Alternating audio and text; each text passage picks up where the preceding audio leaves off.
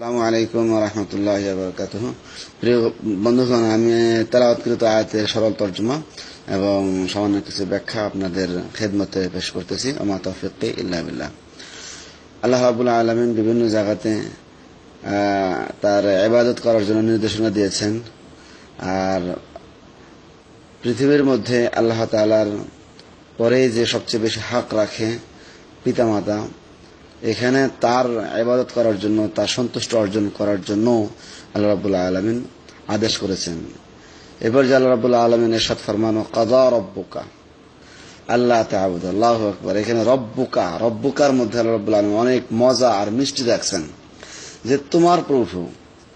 মনে হয় যেন প্রভু শুধুমাত্র তোমারই, আর কেউ প্রভু নাই, এরকম একাকিত্বর দাবি। এই দাবিটা যে এরকম বোঝা যায় আসলে আয়াত থেকে, যেমন কোনো ছোট্ট মেয়ে যদি তার বাবাকে গলায় ধরে আদরের সাথে বলে যে এটা আমার আব্বু, এর দ্বারা বোঝা যায় মোহাব্বতের উচ্চ সীমা কতটুকু হতে পারে, যে এই মেয়ে বাবাকে কত মোহাব্বত করে। এটা আমার আব্বু, মনে হয় যে আর কার আব্বু না। যদি আরো অন্য কোনো সন্তান থাকে তাদের মনে হয় আব্বু না, একমাত্র আমারই আব্বু। এরকম ভাবে আল্লাহ রাব্বুল আলামিন রব্বুকা, তোমার প্রভু, মনে হয় যে অন্য কেউ প্রভু নাই। আসলে এটা বলার ঢং আল্লাহ রাব্বুল আলামিনের সাথে বান্দার মোহাব্বত প্রকাশ করা।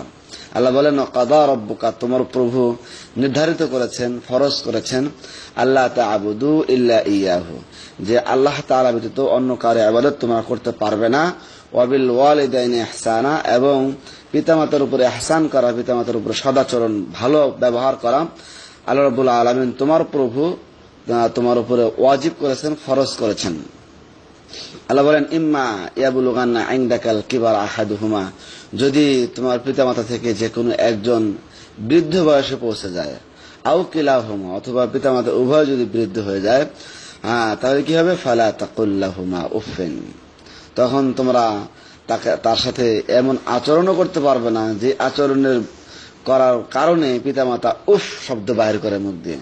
অর্থাৎ সামান্যতম কষ্ট পায় এমন কোন শব্দ, এমন কোন কাজ, এমন কোন আখলাক পিতামাতার সাথে করা যাবে না। ওয়ালা তানহারুহুমা, এবং তাদের সাথে অসদাচরণ করা যাবে না। এখানে উফ মনের ভিতরের একটা শব্দ। অনেক সময় কি বলেন, পিতামাতা মুখে কিছু বলে না, কিন্তু কাজের কারণে মনে মনে কষ্ট পায়। এখানে ওই বিষয়টাকেই উল্লেখ করা হয়েছে, যে মনে মনে কষ্ট পায় এমন কোনো কাজের জন্য কোনো ছেলে মেয়ে পিতামাতার উপর না করে। ফালা তাকুল্লাহুমা উফ ওয়ালা তানহারুহুমা। আল্লাহ বলেন, অকুল্লাহুমা কাউলান কারীমা, আর তাদের সাথে তোমরা খুব ভালো ভালো কথা বলো, সুন্দর সুন্দর কথা বলো, সুন্দর ব্যবহার তাদেরকে দেখাও।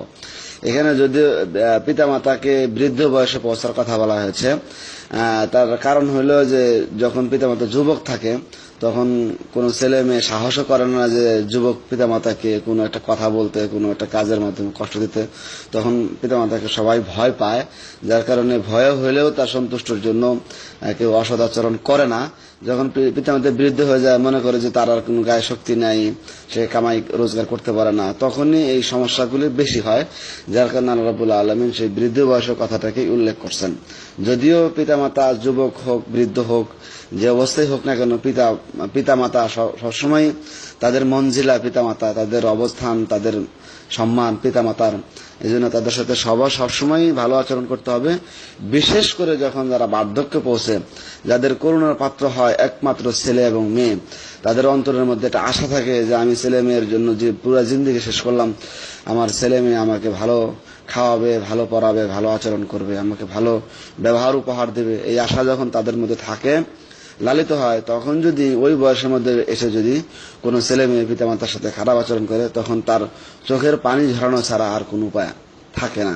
এই জন্য রাব্বুল আলামিন এই বয়সের কথা বিশেষভাবে উল্লেখ করছেন। আল্লাহ বলেন, আখফিদ লাহুমা জানাহাজ যুল্লি মিনার রাহমাতি, তোমার বাহুকে বিনয়ের সাথে তাদের সামনে অবনত করো। অর্থাৎ তোমাদের সব কাজ, তোমাদের সব কথা যেন তাদের সামনে বিনম্র ভাবে হয়, একদম মধুর একটা আচরণ যেন তাদের সাথে হয়। আর বলো, ওয়াকুর রব্বি, হে প্রভু, ইরহামহুমা কামা রাব্বায়ানি সাগীরা, আমার পিতামাতার উপরে তুমি রহম করো, যেমন পিতামাতা আমাদের উপরে ছোটকালে, শৈশবকালে আমাদের উপরে যেমন রহম করেছেন। অনেকে বলেন যে এই কথাটা এই দোয়াটা শুধু মৃত পিতামাতার জন্য, আসলে মৃত পিতামাতার জন্য সীমিত নয়, মৃত হোক জীবিত হোক পিতামাতার জন্য দোয়া করা, যেমন মৃত হলে তাদের জন্য দোয়া করা হক, এরকম ভাবে জীবিত অবস্থায় পিতামাতার উপরে দোয়া করা হক। পিতামাতাও যেমন ছেলেমেয়ের জন্য দোয়া করে, সফলতার জন্য, কামিয়াবির জন্য, সম্মানে ইজ্জতের জন্য যেমন দোয়া করে, তেমনি ভাবে ছেলে মেয়ের জন্য, সন্তানের জন্য উচিত তাদের পিতামাতার জন্য দোয়া করা। এটাই বলা যায় কর রব্বি, হে প্রভু ইরহামহুমা, আমার পিতামাতার উপর তুমি রহম করো, কামা যেমন ভাবে রাব্বায়ানি সাগীরা, তেনারা আমাকে আমাদের শৈশবে আমাদের উপরে কি করেছিলেন, মোহাব্বত করেছিলেন, আমাদের উপরে রহম করেছিলেন। রব্বুকুম আ'লামু বিমা ফি নুফুসিকুম, আর আল্লাহ রাব্বুল আলামিন জানেন যে তোমার অন্তরের মধ্যে কি লুকানো আছে।